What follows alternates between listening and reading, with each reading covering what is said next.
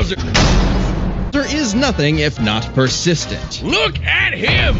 Dude's built like a brick house strapped to a saw trap. That spiked shell takes a lot of punishment. Not even the weight of a castle can scratch it, especially when he rolls up like a prehistoric Beyblade. And the Koopa King doesn't just breathe fire and control lava, he commands nature itself. Spitting meteors from outer space, beckoning the earth with a snap, inhaling torrents of wind, straight up calling down lightning. Dark magic describes him as a sorcerer king. Magic is how he turned the toads into bricks, only countered by the princess's heart magic. But that's not all the magic he's mastered. Telekinesis, creating perfect clones, reanimating his undead skeleton. Bowser spent decades hoarding treasures, coins, magic star rods, warships, clown cars, you name it. Bowser's charisma and leadership brought many to his side. They're the most wicked band of misfits this side of World 8-4.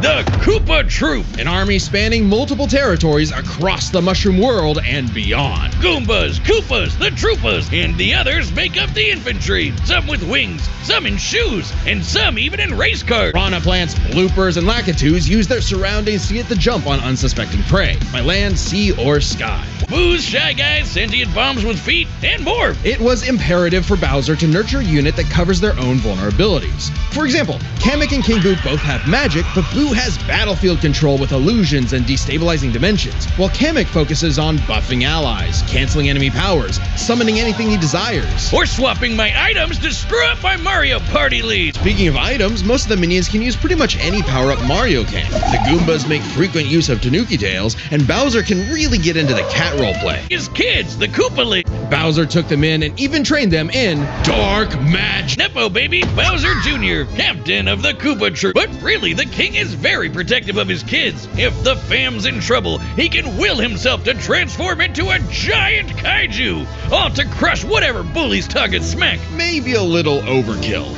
Just one punch from Giant Bowser launched a castle out of orbit. Taking into account the flight path and the scale of their universe, Bowser's punch must have hit with a force of over 125 trillion tons of TNT. Considering how Yoshi punted poor Raphael the Raven so hard he exploded into a constellation of stars, this isn't even close to Bowser's full strength. Especially if he falls into some of Bowser Jr.'s set of black paint. That stuff's scary. Enough to unleash Bowser's Dark Fury, a form whose very steps cause widespread natural disaster. Bowser's dark magic became so potent he eventually learned how to warp the very fabric of reality. Anything the king imagines, he makes happen.